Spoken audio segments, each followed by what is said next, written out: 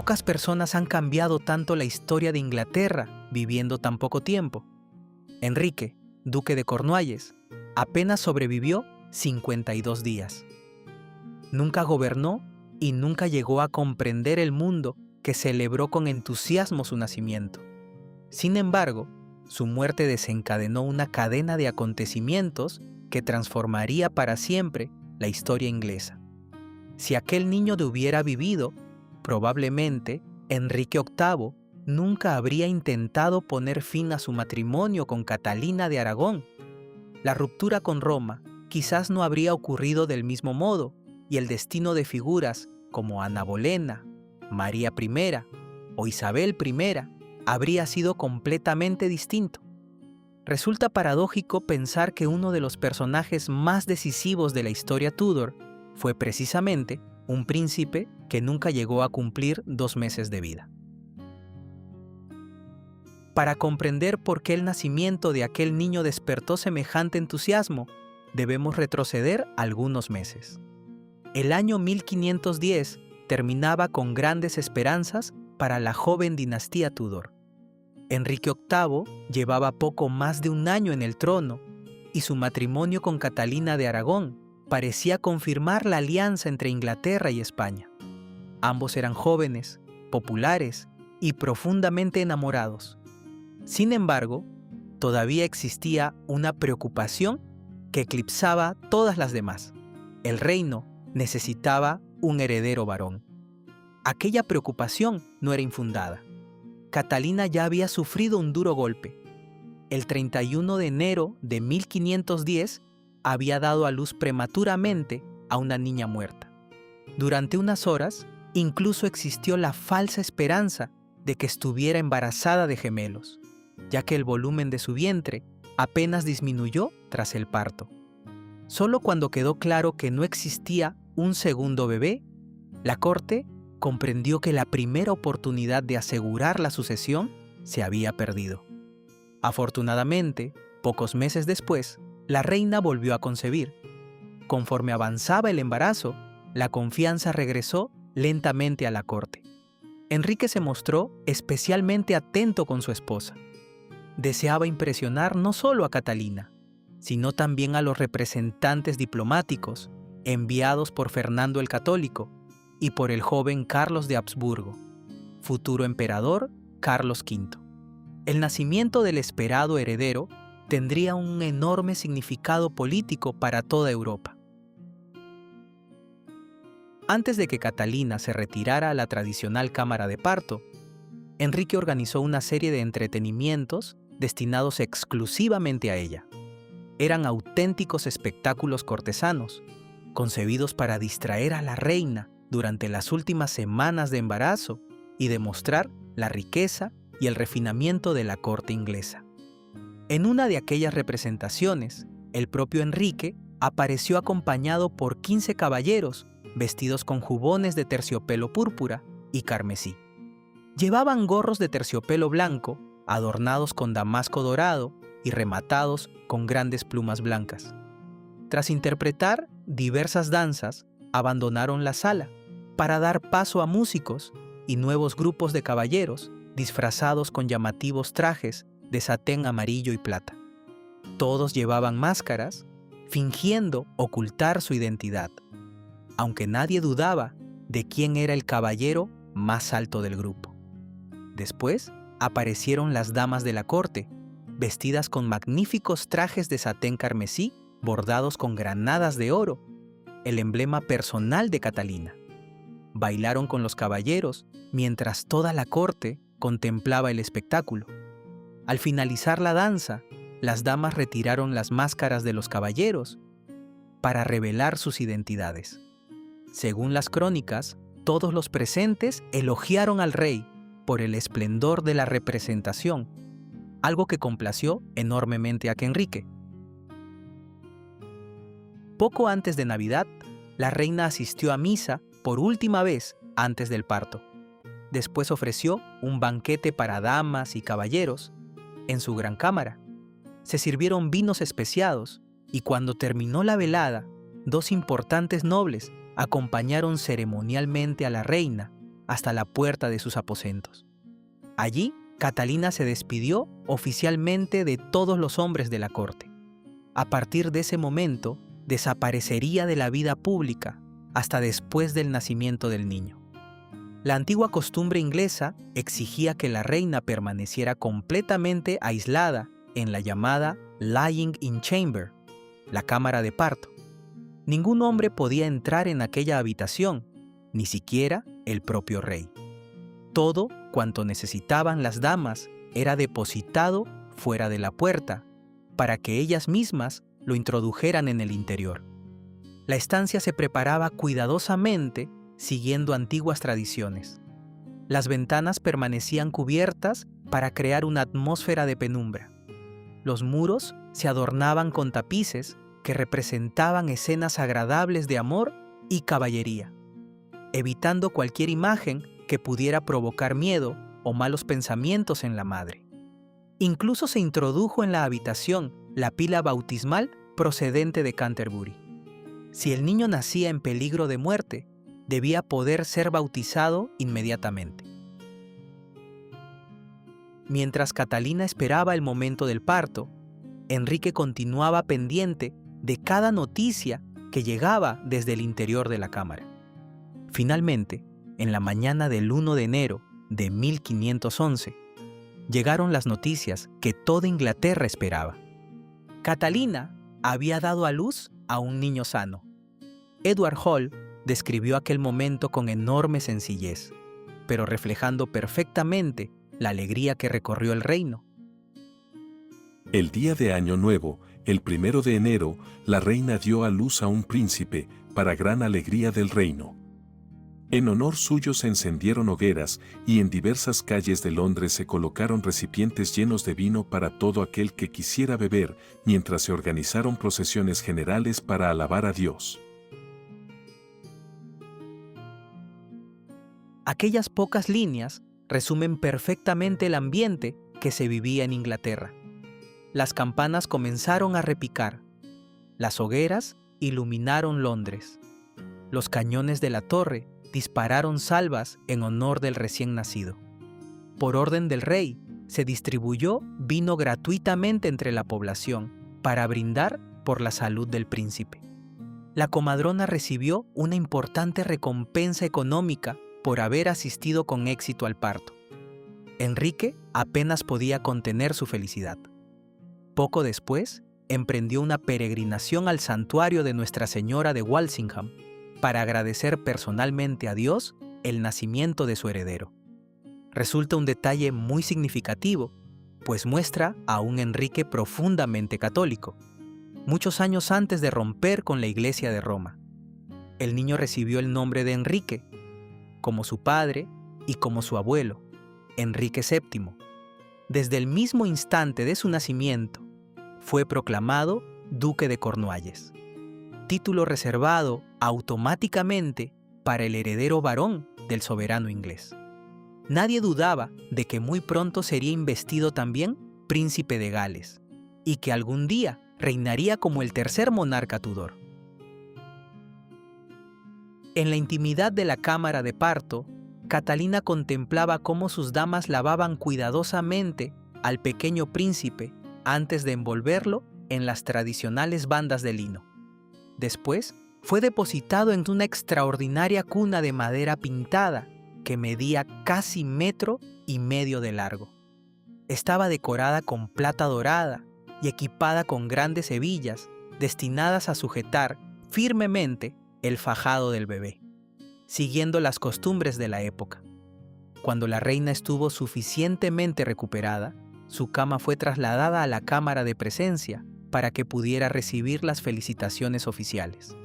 Vestía un amplio manto carmesí, mientras observaba orgullosa al hijo que durante tanto tiempo había esperado. Durante unos días, todo parecía indicar que el futuro de la dinastía Tudor estaba completamente asegurado. Nadie podía sospechar que aquella inmensa felicidad apenas duraría unas pocas semanas. 5 días después de su nacimiento, el pequeño príncipe abandonó por primera vez sus aposentos para ser bautizado. La ceremonia tuvo lugar el 5 de enero de 1511 en la iglesia de los Frailes Observantes, situada junto al Palacio de Richmond. Nada se dejó al azar. El trayecto desde el gran salón del palacio hasta la iglesia fue completamente acondicionado para la ocasión. Se levantaron barreras a ambos lados del camino, que fue cubierto con juncos frescos y gravilla nueva, mientras los muros se adornaban con ricos paños de arrás. El interior del templo también fue revestido con magníficos tapices para recibir al heredero del reino. El bautizo fue mucho más que una ceremonia religiosa. Constituyó una auténtica demostración del prestigio internacional de la monarquía Tudor. Entre los padrinos figuraban algunas de las personalidades más importantes de Europa. El rey Luis XII de Francia aceptó el honor de convertirse en padrino del príncipe, aunque estuvo representado por Richard Fox, obispo de Winchester. También actuó como padrino William Warham, arzobispo de Canterbury. La madrina fue Margarita de Austria, duquesa de Saboya e hija del emperador Maximiliano I, representada en la ceremonia por Lady Anne Howard, tía materna de Enrique VIII. Los regalos enviados desde Francia reflejaban la importancia que toda Europa concedía al nacimiento del niño. Luis XII remitió un magnífico salero de oro macizo y una copa de oro finamente trabajada, además de una cadena de gran valor destinada a la dama encargada del príncipe. Incluso la comadrona recibió una importante recompensa económica como reconocimiento por su trabajo. Edward Hall prefirió no describir todos los preparativos del bautizo debido a su enorme complejidad, limitándose a señalar que la preparación para el bautismo del príncipe fue realizada honorablemente. Sin embargo, otros documentos contemporáneos permiten reconstruir una ceremonia de extraordinario lujo, presenciada por los principales nobles del reino y por los embajadores de Francia, España, Venecia y del Papa Julio II. El recién nacido recibió oficialmente el nombre de Enrique. Era un nombre cargado de simbolismo. Honraba tanto a su padre como a su abuelo, Enrique VII, fundador de la dinastía Tudor. A partir de ese momento, el pequeño fue conocido como Enrique, duque de Cornualles, título reservado exclusivamente al heredero varón del soberano inglés. Después del bautizo, los embajadores fueron conducidos hasta los aposentos privados de Catalina para felicitar personalmente a la reina. Una vez concluido el periodo de aislamiento y celebrada la ceremonia del churching, la purificación ritual que marcaba el regreso oficial de la madre a la vida pública, Enrique VIII y Catalina se trasladaron nuevamente al Palacio de Westminster. El pequeño príncipe, sin embargo, permaneció en Richmond. Aquella decisión respondía a las costumbres de la época. Los hijos de la familia real eran criados en residencias separadas bajo la supervisión de una casa propia, integrada por numerosas personas encargadas exclusivamente de su bienestar. La responsable máxima del pequeño Enrique era Elizabeth Denton, antigua institutriz del propio Enrique VIII cuando era niño. Bajo su autoridad trabajaban la nodriza principal, la nodriza seca, 4 mujeres encargadas de mecer continuamente la cuna del príncipe, sirvientes, lavanderas y otros miembros de la casa infantil. Cada detalle de la alimentación, el descanso y la higiene del heredero estaba cuidadosamente reglamentado. Mientras el príncipe crecía rodeado de todos aquellos cuidados, su padre aprovechó la ocasión para organizar unas celebraciones que superaban cualquier cosa vista hasta entonces durante su reinado. El rey era joven, atlético y apasionado por los torneos. Ahora tenía además un heredero varón. Todo parecía justificar una exhibición de magnificencia sin precedentes. Los festejos comenzaron el 1 de febrero con una serie de desafíos caballerescos. Enrique reunió a 3 de sus compañeros favoritos y vestidos con llamativos jubones de satén verde, ribeteados con terciopelo carmesí, retaron públicamente a cualquiera que quisiera enfrentarse a ellos en el campo de justas. Pero aquello solo era un anticipo. Los días 12 y 13 de febrero tuvo lugar el torneo de Westminster, considerado por muchos historiadores el más fastuoso de todo el reinado de Enrique VIII. Solo su organización costó alrededor de 4.400 libras, una suma extraordinaria para la época y equivalente a varios millones de libras actuales. Su importancia fue tal que todavía hoy se conserva el famoso Westminster Tournament Roll, un inmenso rollo iluminado que reproduce con extraordinario detalle las escenas de aquellas celebraciones. El escenario elegido fue el Tilt Yard de Westminster, situado junto a la puerta norte de la abadía. Allí se levantaron graderíos para los espectadores y grandes pabellones, cubiertos con telas de oro y terciopelo púrpura. Las iniciales H y K aparecían bordadas por todas partes, acompañadas de rosas Tudor y granadas, símbolo personal de Catalina de Aragón. Todo el decorado proclamaba la unión del rey, la reina y el recién nacido heredero.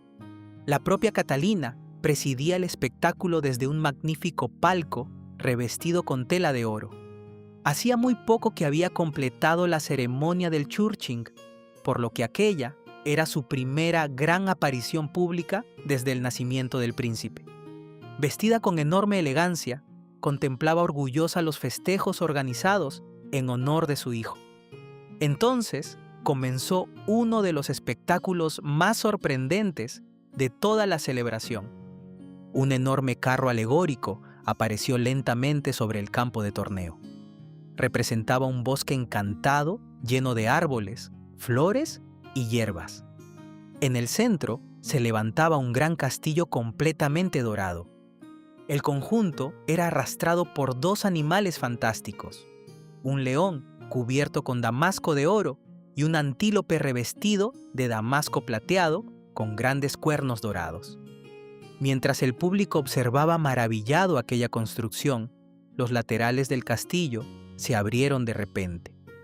Las trompetas comenzaron a sonar, y de su interior aparecieron Enrique VIII y sus compañeros, montados sobre magníficos caballos cubiertos con ricos tejidos. Todo obedecía a una elaborada historia caballeresca. Según el argumento ideado para el torneo, una figura alegórica llamada la Reina Noble Renombre había oído hablar del nacimiento del príncipe inglés y había enviado a Westminster a sus 4 mejores caballeros para rendir homenaje al heredero Tudor.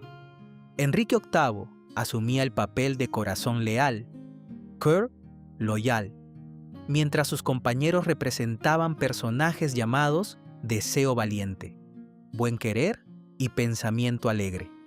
Frente a ellos se situaban los retadores encabezados por Charles Brandon, uno de los amigos más íntimos del rey y futuro duque de Suffolk. Aquella representación mezclaba literatura caballeresca, propaganda política y entretenimiento cortesano. El mensaje era evidente. El nacimiento del príncipe Enrique era un acontecimiento digno de celebrarse, incluso en el mundo de la fantasía. Las justas comenzaron inmediatamente después. Durante horas, Enrique VIII demostró las extraordinarias habilidades ecuestres que tanto admiraban sus contemporáneos. Cabalgó bajo un magnífico dosel de tela de oro y terciopelo púrpura, coronado por una corona imperial dorada. Carrera tras carrera, rompió lanzas contra sus adversarios, mientras la corte observaba fascinada. Al finalizar la competición, Catalina entregó personalmente los premios a los vencedores. El mayor de todos los aplausos fue para el propio rey. Apenas podía imaginarse que mientras Westminster celebraba con semejante entusiasmo el nacimiento del heredero Tudor, el destino ya estaba preparando un desenlace completamente distinto.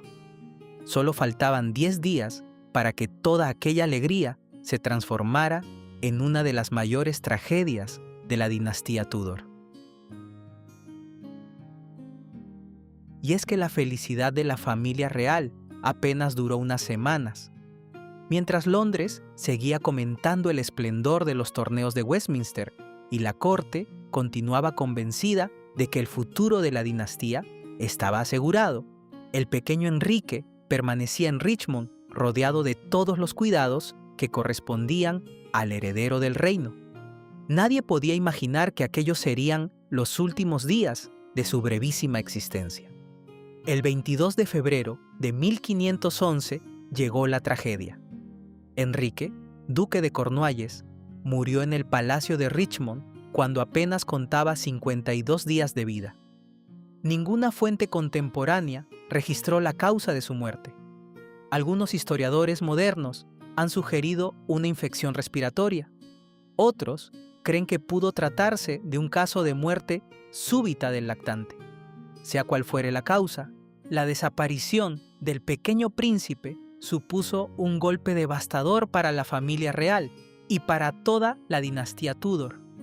Edward Hall resumió aquel brusco cambio de fortuna con palabras que aún hoy resultan conmovedoras.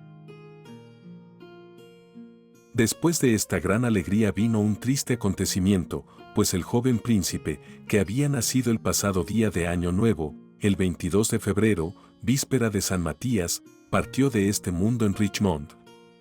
Y desde allí fue llevado a Westminster y enterrado. Apenas unas semanas antes, el mismo cronista había descrito las hogueras que iluminaban Londres, el vino repartido gratuitamente entre la población y las procesiones organizadas para agradecer a Dios el nacimiento del heredero. Ahora bastaban unas pocas líneas para anunciar que todas aquellas esperanzas se habían desvanecido. La pérdida afectó profundamente a Enrique y a Catalina, aunque cada uno expresó su dolor de manera distinta. Hall escribió que el rey, como un príncipe sabio, soportó este doloroso acontecimiento con admirable prudencia y, para consolar a la reina, disimuló su propio sufrimiento sin hacer grandes demostraciones públicas de duelo. No significa que Enrique sintiera menos la muerte de su hijo, simplemente respondía al ideal renacentista del buen gobernante, que debía dominar sus emociones y mostrarse firme ante la adversidad. Catalina, por el contrario, quedó completamente abatida. Hall la describió con una frase tan sencilla como humana. La reina, como mujer natural, hizo mucha lamentación. Sin embargo, gracias a la buena conducta y a las palabras del rey, su dolor fue mitigado, aunque no por poco tiempo.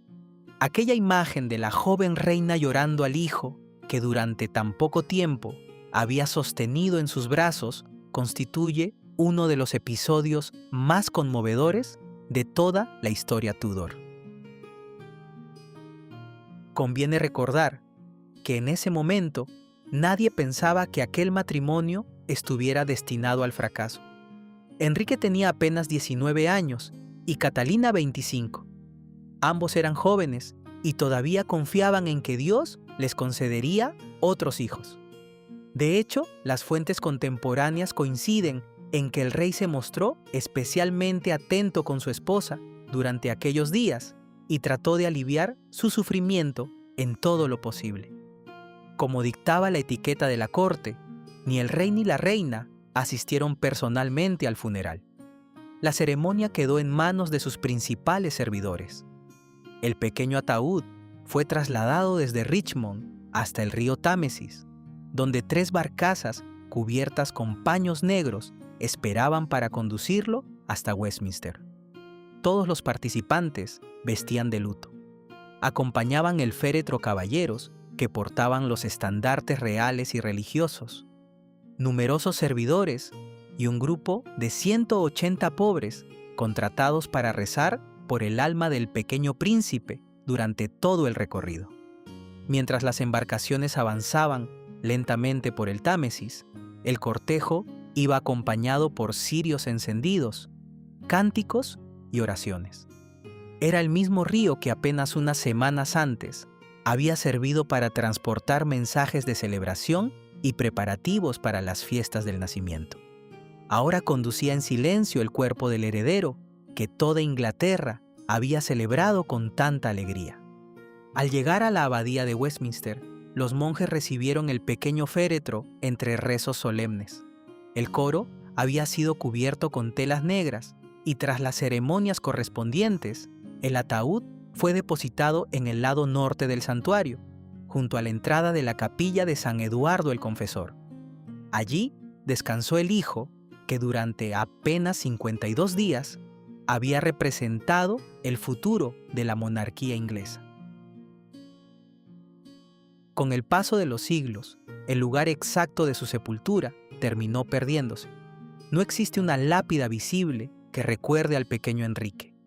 Sin embargo, durante las obras de restauración llevadas a cabo en la abadía en la década de 1860, apareció un pequeño ataúd de plomo en el lugar donde las fuentes situaban su enterramiento. Los responsables decidieron no abrirlo ni alterar la sepultura, por lo que jamás se ha podido confirmar si realmente pertenece al hijo de Enrique VIII y Catalina de Aragón. La muerte de Enrique, duque de Cornualles, fue mucho más que una tragedia familiar. Catalina volvió a quedarse embarazada en varias ocasiones, pero ninguno de sus hijos varones logró sobrevivir. Solo la princesa María alcanzaría la edad adulta.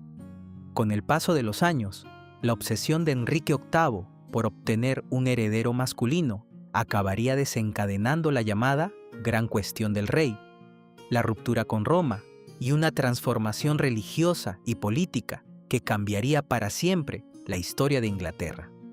Resulta imposible no preguntarse hasta qué punto aquel desenlace comenzó realmente el 22 de febrero de 1511.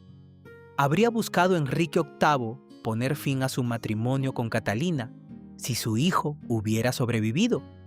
¿Habría existido la reforma inglesa tal y como la conocemos? Nunca podremos responder con certeza a esas preguntas, pero sí sabemos que, durante 52 días, la Inglaterra Tudor creyó que su futuro estaba completamente asegurado. Y quizá esa sea la mayor tragedia de esta historia. Muchas gracias por acompañarme una vez más en este recorrido por la historia de la dinastía Tudor. Si les ha gustado este video, no olviden suscribirse al canal, activar la campana de notificaciones y dejarme en los comentarios su opinión. Hasta la próxima.